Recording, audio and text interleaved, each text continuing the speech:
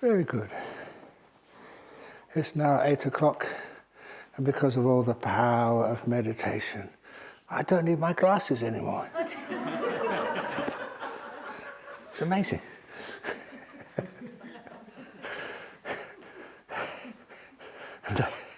Somebody pinched my glasses on the way here, so they didn't need any cleaning. But I must admit that I see much better with dirty glasses than with no glasses at all. Whatever. And anyway, I always remember in that Kung Fu TV show I used to watch when I was a kid, the master, who was always incredibly wise, was blind. Yeah, so there's certain sort of stereotypes, certain icons of religion that I always look up to. Like the blind master was one of them. One of the other ones, and this icon wasn't even Buddhist, it was actually Christian. But I always looked up to, actually with two people, I really looked up to, was always being very kind and very wise. And one of them was so kind and so wise that, he lived for such a long time. In fact, he's still alive. And you see him, you probably see him if you go to a shopping centre this time of year. He's called Santa Claus. Very kind, very generous, and very... Fat. I never said that. and very... He had what we call, not fat, but gravitas. He was a very rounded personality. And the other one, which I remember, I don't know if these sort of movies or TV series, was Friar Tuck in Robin Hood. Remember Friar Tuck? Robin Hood? No? Okay. But he was like similar. He was always really fat. Had a lot of gravitas. And he helped out Robin Hood righting wrongs in the community. I always remember after righting all the wrongs, then they'd have a big feast. So sometimes that's how I was conditioned. So what happens once you right all the wrongs? And I'm supposed to have a feast every day because people are so kind. But anyway, for the talk this evening, hey, I can see you.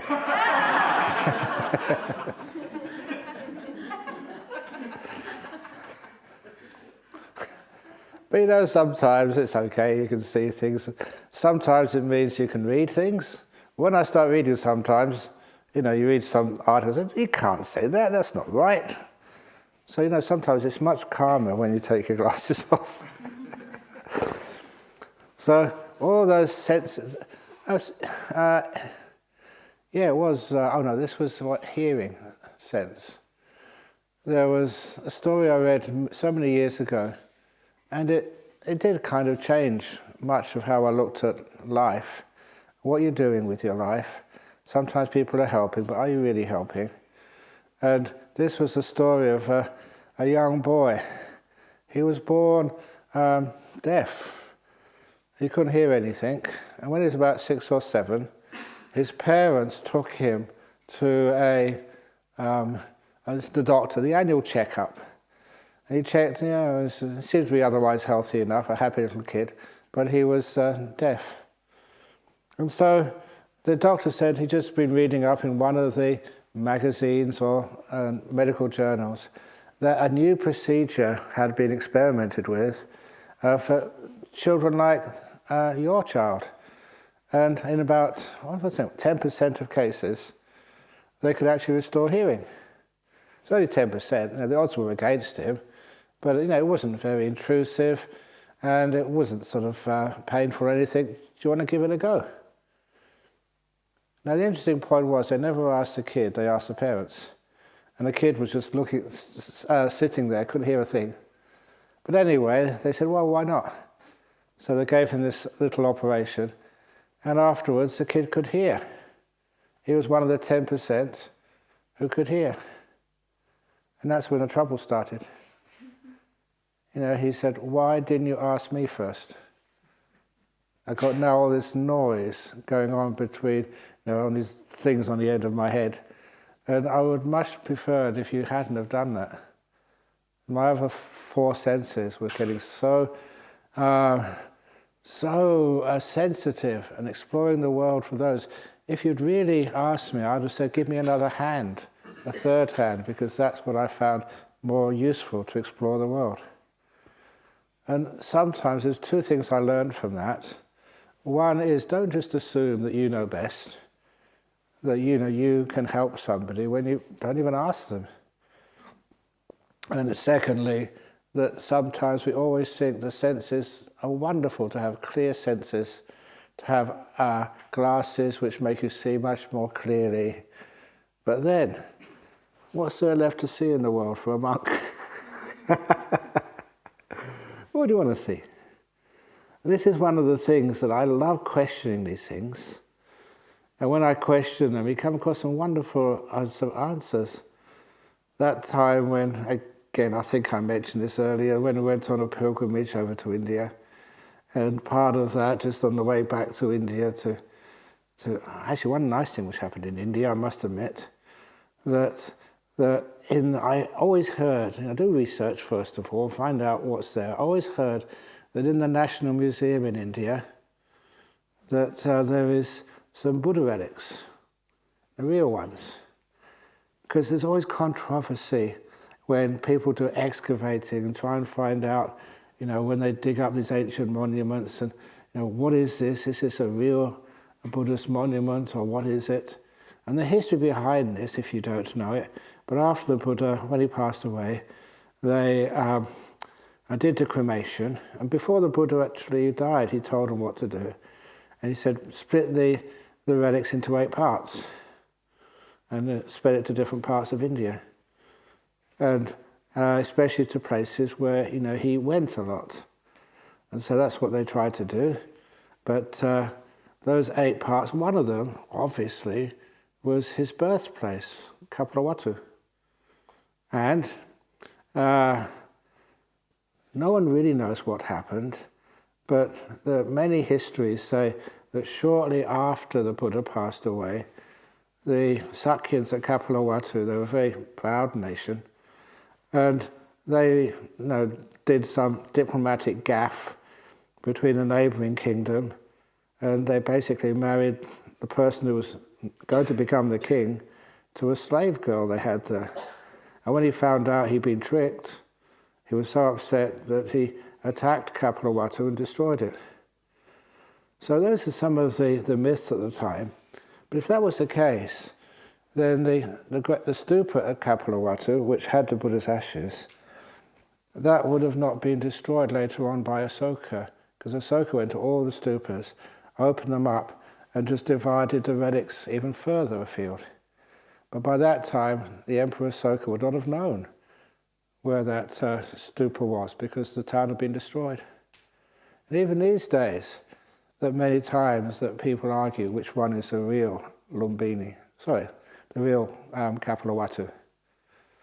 But anyway, that eventually these archaeologists, they found sort of a reliquary, and there was like a little box, and on the outside there was like a Sanskrit inscription, and there was 2 ways to read the inscription: either these are the relics of the Buddha, or in this place are the relics of the Buddha.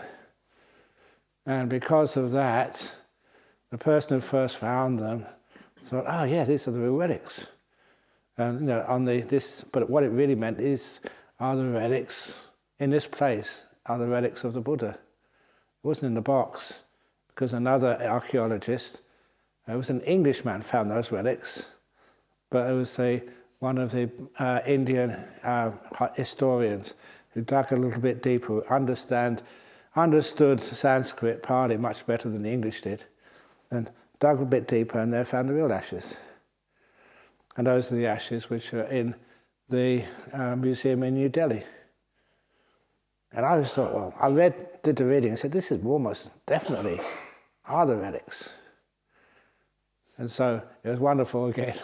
So when you go to these places, you go and search around. It's like, again, not much excitement you have for a monk, but then you search around. There's no sort of guidebooks or anything.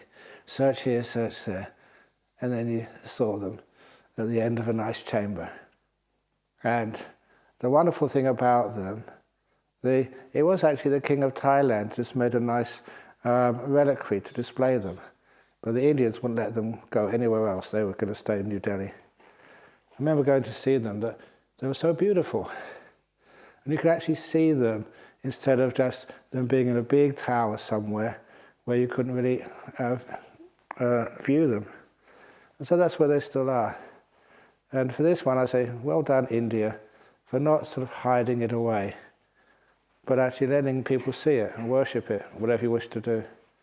And I must admit, those relics in India, they really look like the remains of a burnt body. Because, in Thailand many times we do cremations. But anyway, going back to, I always like wandering off, because I've only got a certain amount of tales, and I didn't want the talk to end too early, so I'll fill it out with a talk here and a bit there. And then also, just beforehand, going to the Taj Mahal and just seeing that.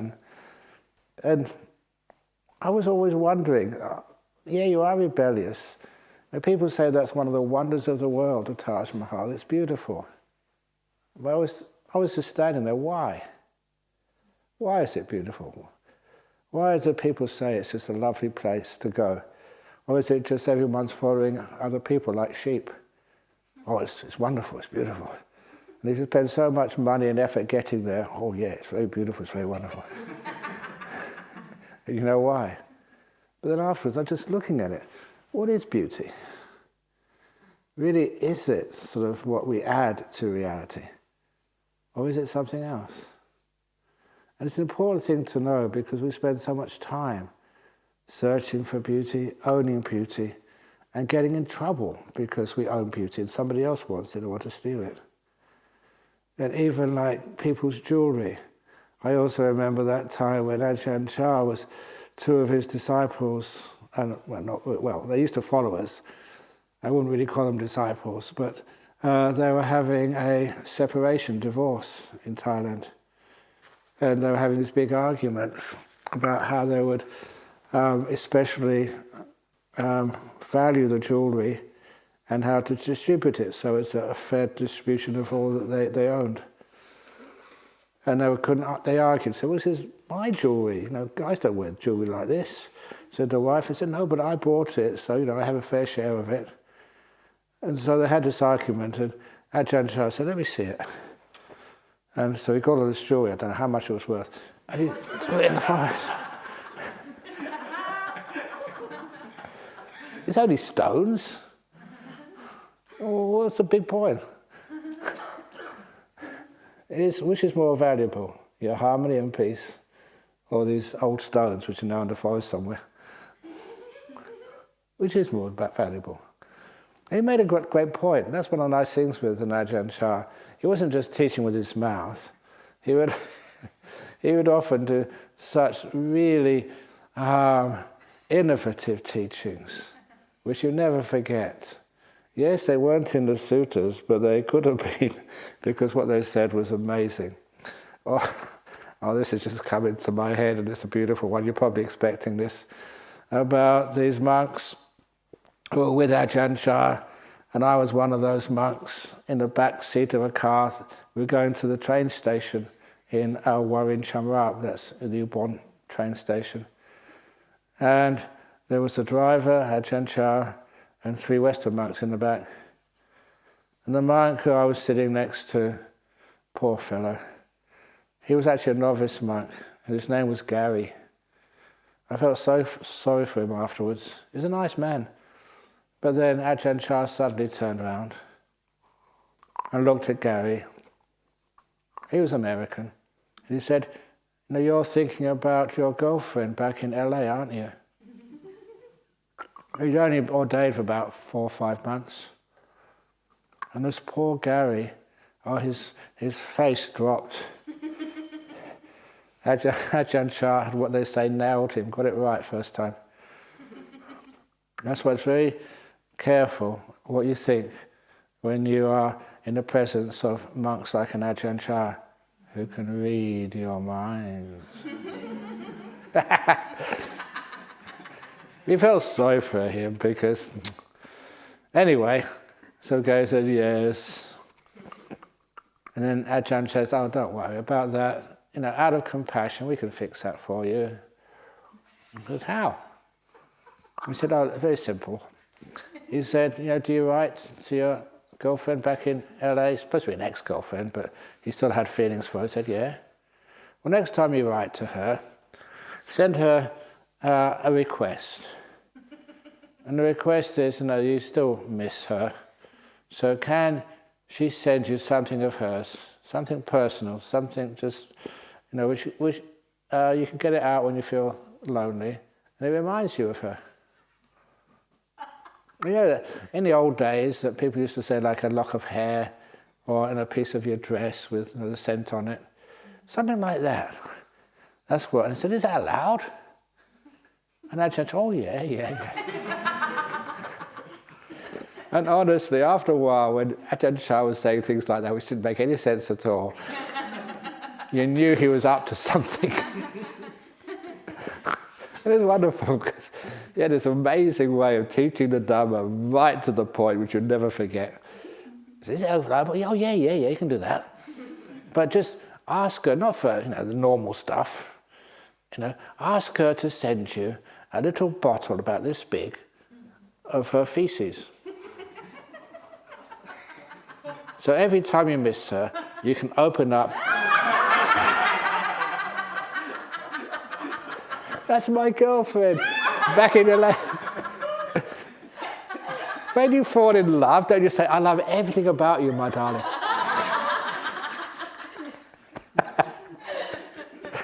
No, that was the unforgettable Dhamma. Why is it that when we think of someone, we miss them, we always think of the beautiful part of them, not just of the negative part. He never did it, but a wonderful thing to do. So anyway, that was just using innovation to teach the Dhamma in a brilliant way so you see things properly. Now, I did think, oh my goodness, what I'm going to talk about today. So one thing I haven't really focused on too much yet is how we use insight, understanding, to solve problems. And that was a great example of that. It was unconventional wisdom, to realize whoever you love, it may be your boyfriend somewhere, and just, that's what you do, you ask him for a bit of his feces. So you don't just make fantasies out of what should really be just honestly just what is truth. I'm sorry, just these stories keep coming up. This is the story of some time ago, there were these two Thai ladies came to see me for counselling. Many years ago now. They were sisters. And a long time ago, that one of them had a husband, the other one was unmarried. And the one who had a husband was having a lot of difficulties with him. It was basically just cultural misunderstandings between them. One was born in Thailand, grew up in Thailand, the other one was Aussie. And she said, oh, it's just so difficult. What should I do? And I gave her some teachings, like 2 bad bricks on the wall or something. And, no one's perfect. You're probably as bad as he is. But anyway. It's true. Just going a little bit on a tangent again. This Singapore lady, she's really wise. Remember, she's saying that when she first got married, her father took aside her new husband to give him some advice. And he said, you probably love my daughter very much. And apparently he said something, oh, she's so beautiful, she's so wonderful. I'm such a lucky guy to have married a woman like that. Even the way she picks her nose is just so charming. Anything you do. And the husband said, yeah. The father-in-law said, yeah, that's what it's like when you first get married. But he said, I want you to remember this. After 1 or 2 years of marriage, you start to see the faults and defects in my daughter. You can't see them now, but in 1 or 2 years, you start to see the faults and defects in her. When you start to see the faults and defects in her, please remember that if she didn't have those faults and defects to begin with, she'd have married someone much better than you. And that was the advice which he never forgot. And so, yeah. She's not perfect, but then neither am I. So that's of wisdom, realism, is where we learn how to find some peace in our life. That's the function of wisdom, is actually to create peace, to solve problems, to settle things down. And they have a word in Pali, if there is some unfinished business, there's a problem, someone's accused of doing something wrong, you've got to find out whether it's true or not and how to settle the matter. Whether it's legally, whether it's in business, whether it's in life, whether it's just finding out where the leak is, where all the water disappears to. Once you find that, they call that settling the problem. And the word for settling the problem is called samatha. I love that translation. Sometimes we think samatha just means getting very peaceful into jhanas. Yeah, it does mean that as well. But it means when the problem is settled, when wisdom, obviously, mostly solves the problem, then you get very, very peaceful. That is a sign of wisdom. That's its purpose, to create peace in our world, peace in our Buddhist society, peace in your mind and your family. So little by little we use that wisdom. But sometimes how does wisdom actually arise? And the worst thing to try and find wisdom is thinking too much. You should have tried that enough by now in your life. Thinking. Try and get a solution. It does work, that if I think a lot, I get a solution. But then other people don't agree with me because they think and they get their solution. And somebody else thinks and they get their solution. We all got different solutions. Why? We're thinking too much. Human beings are like that. You all know the story of the elephant and the 7 blind men. But how many of you know the story of the 7 blind elephants? You know that story? You know there's seven blind men and the elephant. That's a standard story. But there's 7 blind elephants were meeting together one day and they said, man. What's a man? Now, don't think, why can't we make that gender neutral? I'll tell you in a moment why we don't make that gender neutral. Man. What is a man? And they thought they were wise, these blind elephants, and they thought, I know what. Let's go and find a man each. Even though they were blind, they could hear and they could sort of sense when there was a man around. So let's go and find a man each. And let's feel it for ourselves, our personal experience. Feel the elephant, feel the man, because we're blind, we can't see. Once we've felt it, then we can come back and compare notes. That's what they did. They all found a man each, and they felt it. And after they felt the man, and they came back, they all agreed that a man was flat.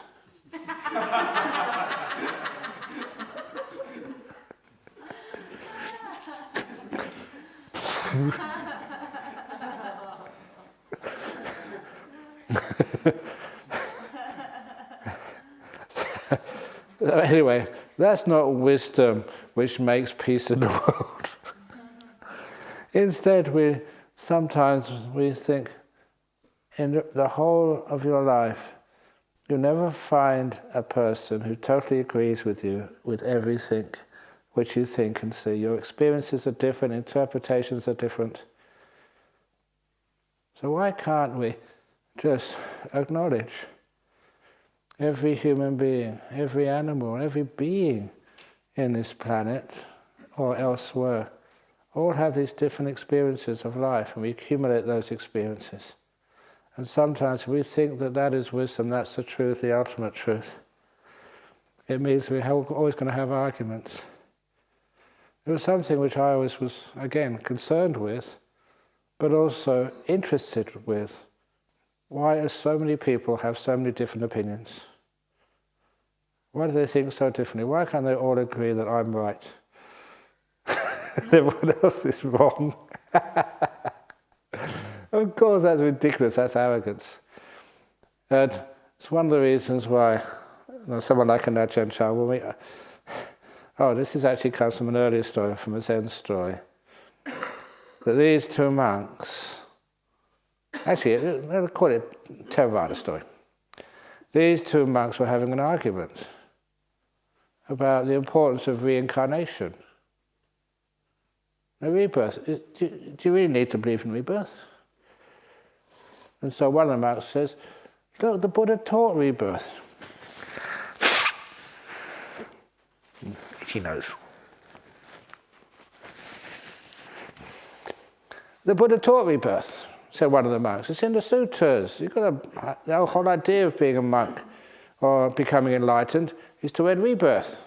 Of course, rebirth is fundamental. And monk number 2 said, but we have to live in the present moment. Now is the only truth. The past, as I said, it's a dream. Sometimes we just mistake the past, and that's the future. It hasn't happened yet, so who knows? And so the monk said, no, real meditating monks will live in the present moment, so, who knows? The other monk said, no, it's in the sutras. They had an argument. So one of them said, to settle this, we're going to see the master, see the teacher. So one of them went in there first of all, or they went in there one at a time, and they said, no, belief in reincarnation is in the sutras. We have to do that. And the head monk said, yeah, that's right. And he went out and told his friend, see, the boss said I was right. And he couldn't have done that. So the second monk went in there and told the boss, the head monk, said, no, you've got to live in the present moment.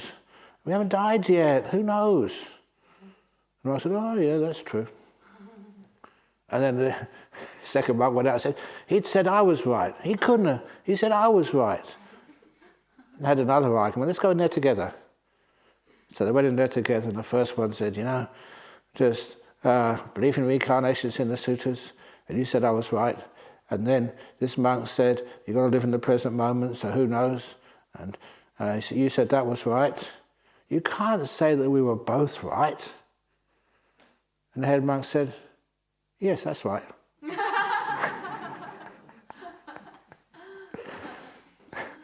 And I love little stories like that because it stops you trying to find the ultimate truth. And instead, does that really worry at all about that? So just leave that alone. Real wisdom is not to create more arguments and more divisions and more problems to fix later on. Real insight is to solve problems, to settle things. And that is another reason why, it's wonderful in that sense that we come to a place like Australia and it's a multicultural society here. And I already mentioned this, how you could talk about bowing to a Buddha statue. What the heck does that mean? And make it useful. So other people can bow to that Buddha statue without necessarily being Buddhists. And they realize what you are worshipping and what you're developing inside of yourself and encouraging others to develop is that beautiful virtue, peace and kindness. You can't go wrong with that. So, but also, there was this time that I meant to mention this story because when I mentioned the story of Father Frank Brennan, he was the chaplain at Christchurch Grammar School here in Perth. There was also another man of a similar name, Frank Sheehan. I might have got them mixed up again, I don't know. But the Frank Sheehan, he was a Jesuit priest and very, very intellectual, one of the top intellectuals here in Australia. Because I remember he was asked by the Prime Minister, the government of the time, to chair a commission to have a human rights addition to the Australian Constitution. So this was a really intellectual high flyer. And at a chaplaincy conference in UWA, where I was giving a talk, That's when, at the question time, he put his hand up to ask a question.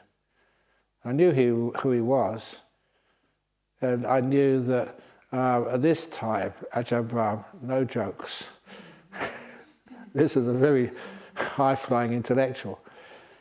So he asked me, and this was in chaplaincy, said, what is the Buddhist idea of God? And I had no preparation at all, and I didn't know what he was going to ask. But anyway, it's very easy. One solution is to say, well, we don't believe in a creator God. There's no creator God in Buddhism. But I realised that wouldn't really get you anywhere. You would say, I don't agree. And then we'd have an argument or something, blah, blah, blah. And it never took the discussion further.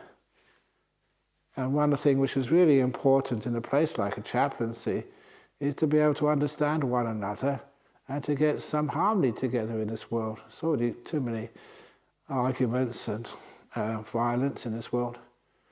So anyway, that I was sitting next to the old abbot of New Norcia Monastery. He was called Abbot Placid, and had a lot of fun with him. I understood Abbot Placid, because when he understood me, he was a bit wary of me, because once when I went to the New Norcia temple, and he took me around, it's very old buildings in there, New Norcia, some of the oldest buildings in Australia. And when we went through there, there's old wood, really spooky. And I said to him, are there any ghosts in your monastery? And he looked at me and said, no, in the Catholic religion, we don't believe in ghosts. He took the bait. And then I pounced on him. I said, what about the Holy Ghost? He kind of a proper conversation with him. But he laughed. So anyway, going back to, he was sitting next to me. And one of the things which he said at the time to me, many times when we were discussing, open up, how do you feel about Buddhism? How do you feel about religion? How do you feel about all these things which sometimes we can disagree with? And he said that one of his core beliefs, which drove him through his life, was, his belief was everybody is searching for God. Now, I could just say, oh, that's ridiculous, I'm not searching for God. But then, that was not going to take anything deeper. So then I said, look, he's a friend, I respect him. Don't always agree with him, but I respect him. And so when he says that, I said, all of you here on this retreat, what are you searching for? You like jhanas, wisdom, forgiveness, overcoming problems in life, feeling that you're not rejected, that you're respected, you're cared for. And it's not just what you're receiving, it's what the ability to give that to others as well. The ability to care for somebody else. The ability to serve. It's something I never understood for many years. But it doesn't matter if you need any more food. If somebody needs to give it to you, you take it. I've often said, and this is true, my stomach doesn't belong to me, it belongs to you. And sometimes you put too much in there, but it's not my fault. And that's not an excuse, honestly. It's to try and give some happiness to people. That they want to serve you. What was it? Look, is it cold? It's not really in the cold season now. But how many of you have ever seen me wearing socks? It has to be really cold for me to wear socks. Even, when I was a student in England during the winter time, I wouldn't wear socks. I'd wear thongs and just bare feet. I felt much more comfortable. So I've got very good circulation. I've got metabolism. So do I never wear socks. But then, one evening at Nolamara Temple, this old Sri Lankan lady, I remember Lakshman? Lakshmi, Lakshman's a guy. Lakshmi, she one evening she came out and said, Ajahn Brahm, I've knitted you some socks. I knitted them myself. Please accept them. Of course, she's an old lady. She's been very kind all her life. And so I said, okay, I'll accept them. So I accepted them. And then we all went into the hall. And before I went into the hall, I went to the toilet and put on the socks. They're very uncomfortable for me. But nevertheless, I put them on. And I was giving the talk there on the Friday night, giving the talk there, just like as I usually do. You can't see my feet. And as I was giving the talk, I was moving around and talking about kindness. And then as I was giving the talk, I put my foot out with the sock on. And Lakshmi, she turned to her friend, he's wearing my sock, she said. Now to me that is wisdom and happiness, spirituality, it doesn't matter what religion you call it. That's a wise thing to do. So anyway, with old Abhapasi, so everyone is, what are you searching for? You know, what do you want in life? And so in the end I told Father Frank Sheehan, Brennan, or whatever his name was, I told him that, well, personally, I don't seek, what do I seek for? I seek for peace in the world, for kindness. I seek for happiness, for fulfillment, for fairness. At that time, I think we're still building Dhammasara Monastery.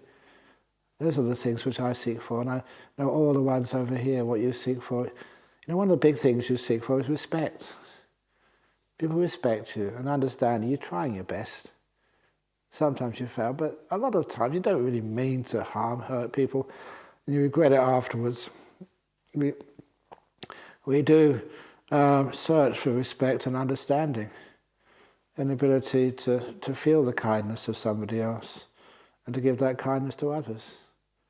We feel we're searching for any means or ways to make this world a better place, a kinder place. Because that kindness, harmony, that is the real beauty. You don't see that in the Taj Mahal. You see that in the people looking after one another, caring for one another, being at peace with one another.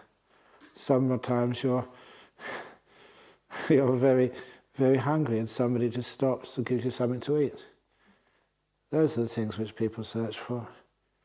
And so then I said, well, all these things which, as Buddhists, people search for, and my friend over here says everyone searches for God. I put those two together. I said, well, that is God, if you want to say that.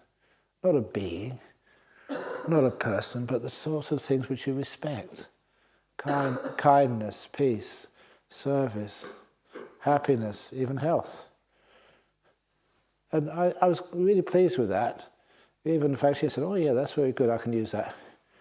So in other words, it was taking the spiritual debate deeper into places where we can agree and be at peace. Taking it further than things which divide us. Taking it into places where we can see solutions. And it means more people are actually searching for what is really valuable rather than ideals and thoughts. And that gets you onto understanding that all those things which I was talking about are not ideas or theories, they're emotions. And I always said that this is like the emotional world of truth. So you don't argue with them and don't try and put it into words, because trying to put it into words is such an approximation. And sometimes you get the wrong words and it all falls apart. And it becomes blasphemy or heresy. Oh, you can't do that, you can't say that. But you know, in the end, even actually at the time when I did that first bhikkhuni ordination over here, then, you know, I knew my party, I knew that it was allowed, it was okay, nothing wrong with it. But I also knew that emotionally it felt good. It's a good thing to do, to open up the monastic life in Theravada to women. Why on earth not? Well, you felt it. And much of the time, whenever there is a moral dilemma, which in my position you have to face often, then how do you solve that dilemma? And a lot of time it's not by thinking it out, but feeling it out. This doesn't feel right, or this feels, yes, I have to do this. I don't know why, but I can't resist it. And it reminded me of one of the stories from my life, only what I read. And of course there's many Vietnamese here, and you may have your own stories from the Vietnam War. But one of the terrible, terrible, terrible tragedies of that war was what they called the My Lai massacre. It was a village, I forget exactly where in Vietnam it was during the Vietnam War, a village which a group of US troops were ordered to enter and to kill every man, woman and child in that village. That was the order. It was supposed to be a hotbed of the Viet Cong. But that was the order. And to this day I still remember the commanding officer in charge of those troops was called Lieutenant Calley. But what I never knew that there was media was with them at the time, and that's where the whole thing blew up, and just realizing that this was atrocities done by the US Army. And the full story, though, is always these parts of it which are really fascinating and wonderful. And that was some journalist, 25 years later, decided to try and track as many of those soldiers as possible and to interview them after 25 years, see what they were and how they thought. And the amazing thing, it was on a TV. I never saw that, but people came and told me about it, and I thought, wow, this is really great. Very interesting what happens when people do such things. And he said all those soldiers, nearly all of them, they all had very strong emotional problems. They couldn't have a relationship, drunk, drugs, sick with cancers and stuff. The outcome of that, the karma, if you like, was terrible. But there's always exceptions, and it's the exceptions which are the interesting ones. He said there was one ex-soldier there. He was Afro-American, and he said he joined the military, he volunteered, because it was a way out of poverty for him, a way to get an income, a livelihood, a training, respect, to survive. Otherwise it was in the ghettos. And so he joined the military, and when he was ordered to go into battle against people with no weapons and kill every man, woman and child, he said, I can't do this. This is wrong. I can't. And even though he knew the consequences, were I think 2 or 3 years in military jail, and the jails in the United States are much harsher than the jails over here, and the military jails are even worse than the ordinary jails. It's like going to hell for 2 or 3 years. He knew that was a choice. Go to jail, military jail, or go in there and kill kids. And he took his choice. He went to jail. And he said, I'll never regret that, ever. And he was the one person who stood out. He had his respect, self-respect, his inner strength. And he said, how can you make a decision like that? Did you go to university and do a degree in ethics? He said, no, I was just from the street. I don't think I finished school. And are you religious? He said, no, he wasn't religious. He just believed in his heart. He said, that what told me that this was the wrong thing to do. And I couldn't do it, so I didn't. And I took the consequences. It says, when you look at 2 years in a jail compared to just a lifetime of staying with that remorse, which is the lesser? So for the 2 or 3 years in jail. He's a very strong, wonderful human being now, apparently. So these are little stories there. That how could a person make that decision? Where did that insight come from? It came from just the wisdom of peace and trusting in that. It was stories like that was why You saw on the board there, never allow your learning, your wisdom, your knowledge to stand in the way of truth.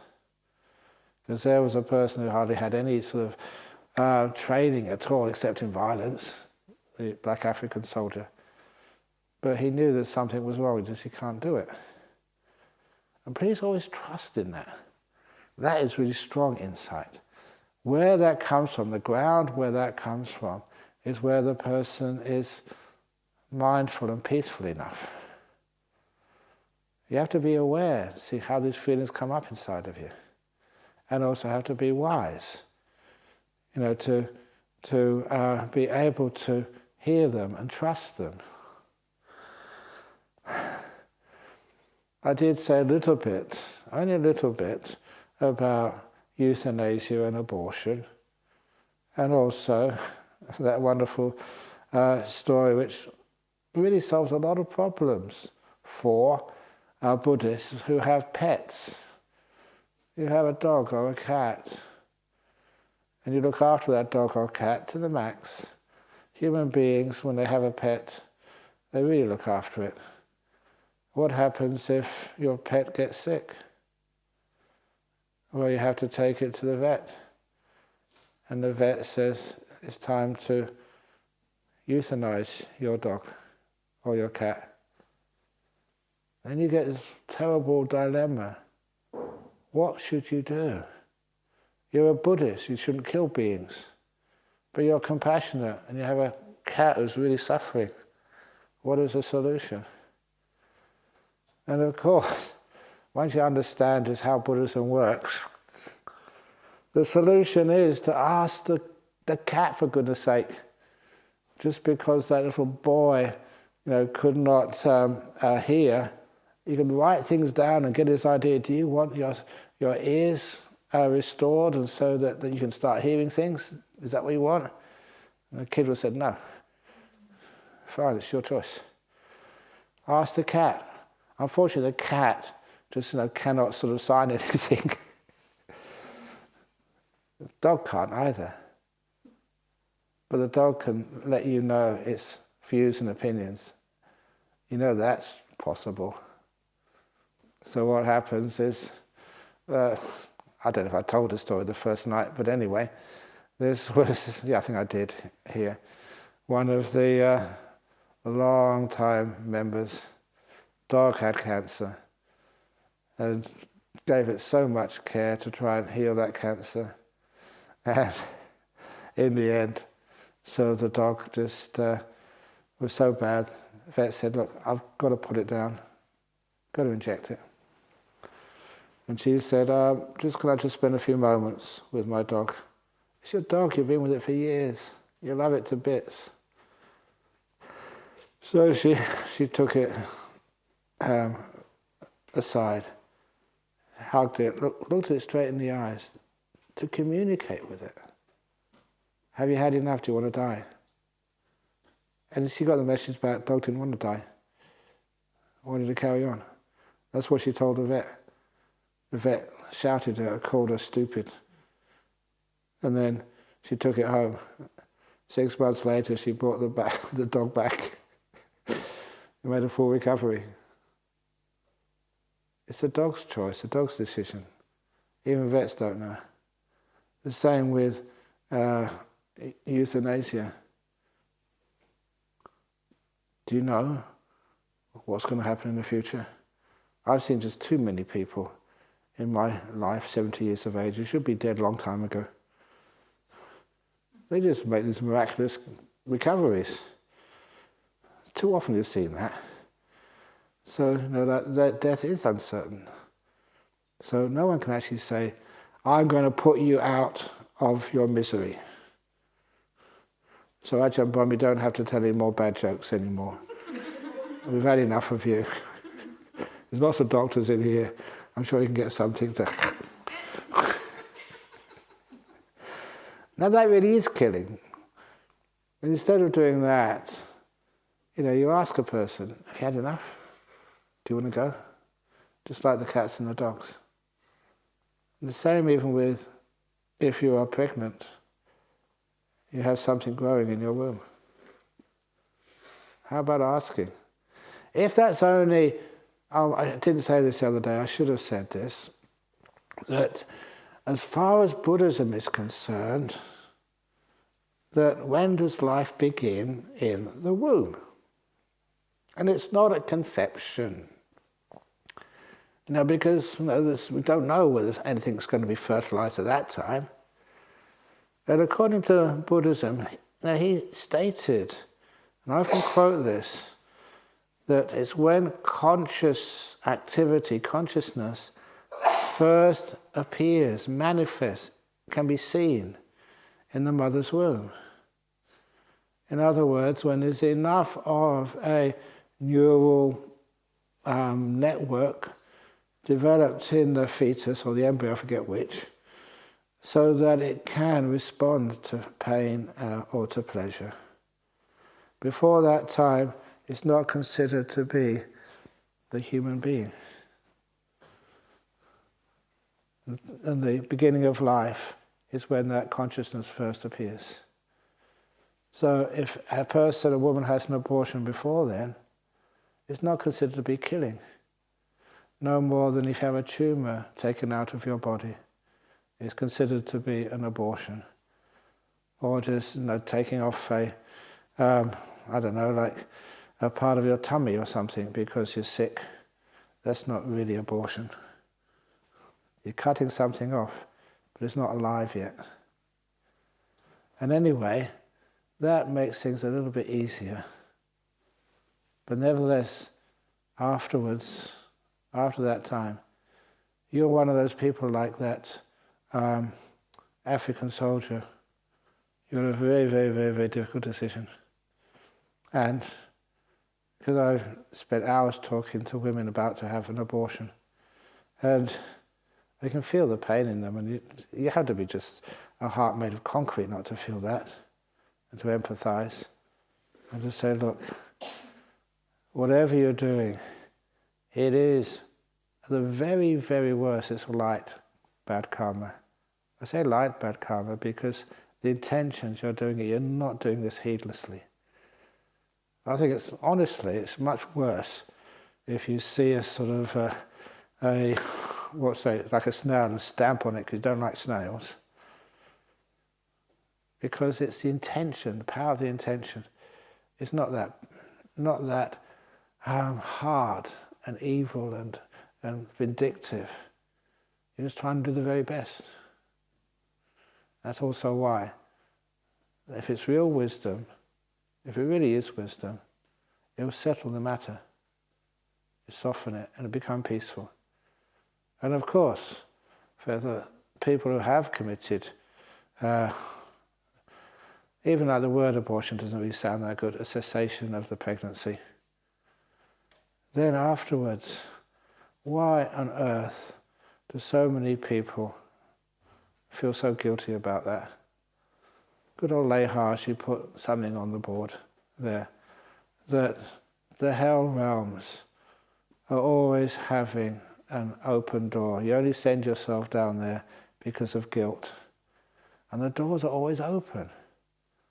There's one wonderful sort of ways of describing things about the guilt which we have sometimes.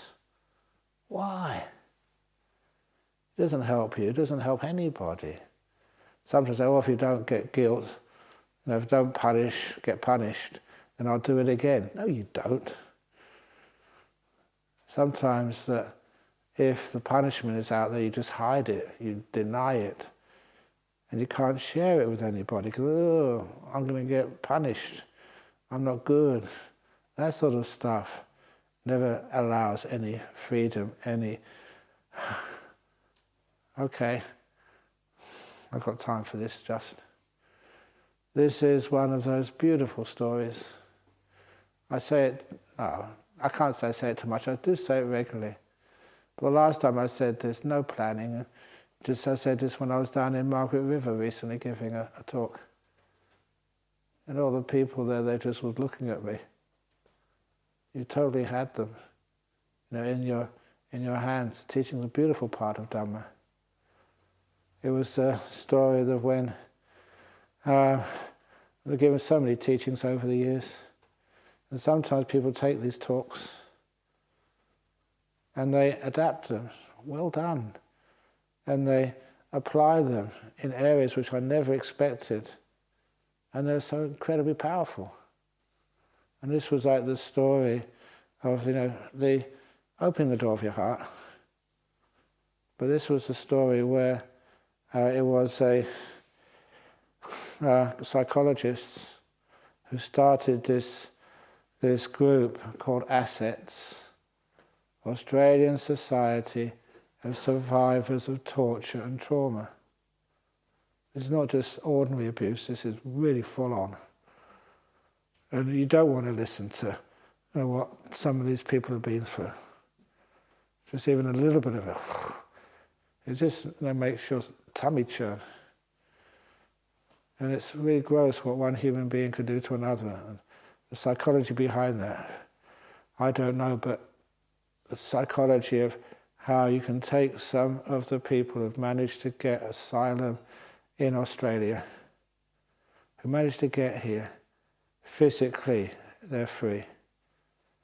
But emotionally they're still in those underground camps somewhere. Young men being beaten, young women being multiple raped for no reason. Punishment? I don't know. Can't understand.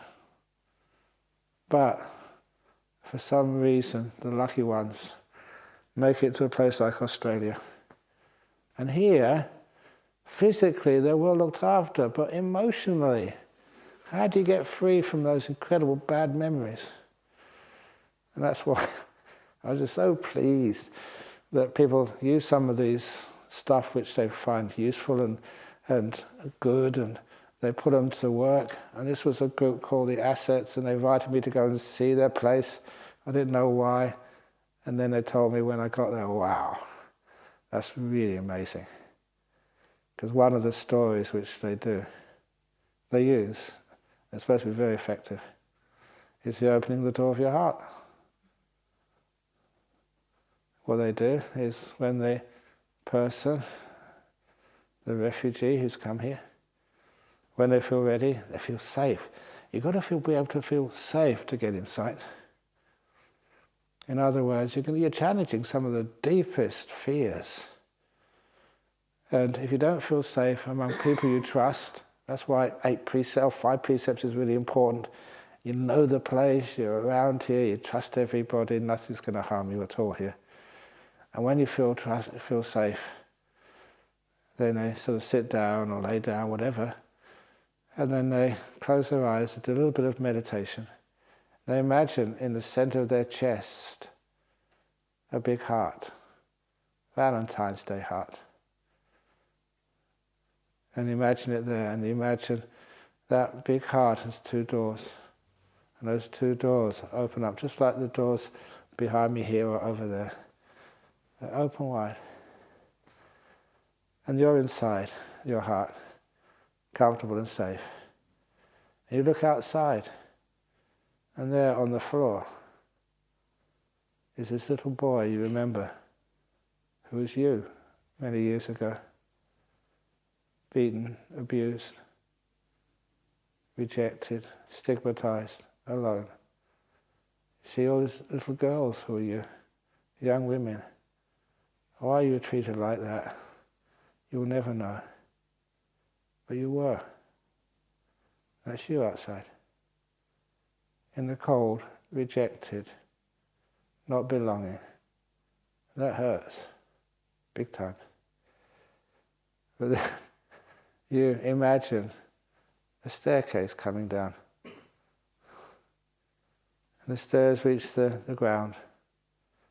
You, the part of you can live with, the part of you feel safe with, the part of you feel at ease with, inside. All these other parts of you are outside. You call down to them. The door of my heart is open to you. Doesn't matter what you've experienced. Come in. Come in, come up, come into my heart. And you imagine just these terrified little men, women, whoever you are. Just, am I really accepted? It needs a lot of encouragement. You walk up those stairs, when you get to the top. The big hug of love, of embracing, accepting. You are welcome. You're who I am. You're part of me. Little by little, one by one, they all come up. You can't get rid of the past that way, by denying it. Allow it to come up. Give it a hug. And then it can disappear. Little by little, there was a beautiful insight taken from such a little saying and building it up. And it works. That was an amazing thing to see. And the end story, because I should go off to interviews. The end story was this woman in Nonamara. I won't say who she is. But she was talking to one of the young men, the Kalyanamitta group I think he was in. And anyway, just talking to him. And she was telling what she went through. And this, I was half hearing, whoa, this is heavy stuff. And the young male Buddhist sort of looked with big eyes and said, that's terrible what you've been through. And this lady, good on her, she looked and said, you've got no right to say that. That's terrible, what I went through. It's who I am. I've embraced it, I've let it in. And the way she said that was with such power, such authenticity. I thought, wow, that is just one incredible sort of heavenly being of a woman. It was all about just the dung, dig it in. It's tough work. But that little story was a way of wisdom, an insight, how you dig it in. And it worked. And to see that lady, whoa, she was powerful. Not physically, but emotionally. It can be done. To see things like that happen means that there are incredible, powerful insights which open up different ways of dealing with stuff. Not to try and get rid of things and hide them, but embrace them and be stronger than them. Grow from them. These incredible human beings. So anyway, there's how insights, real insights, they don't just make you able to write books about Buddhism, but really be there in this world, connect with others, and solve problems, solve violence, and violence that has happened, how to make sure it doesn't happen again. Also to have these beautiful ways of looking at life, like the 7 blind elephants, agreeing that human beings are flat. You can't get rid of a good sense of humour as well. And this is actually how we use insight to create calm and peace. And from there, just real calm, real peace. Solve everything. Okay? Sadhu, sadhu, sadhu. Okay. Talk about all sorts of stuff here. Anyway, hope you found it useful. And inspiring, I hope, maybe. Not depressing. Okay, so, yeah. We have the Sutta class this afternoon. And this evening, the bhikkhunis and samaneris, and just relax when you're doing the talks. You know, you used to be a school teacher before, didn't you? Muti? Yes, so you know how it's done. If they ask wrong questions, or stupid questions, tell them to go in the corner and stand in the corner. Get them detention. Or whatever else you used to do in your life. Have fun, anyway. Okay. Oh, didn't do the Arahant, did I? Okay, here he comes. Did we? No. Sorry? The other hand. Oh yeah, no, we didn't do the. Oh, we did do the sadhu, sadhu, sadhu. Yeah. Yeah. I get so excited.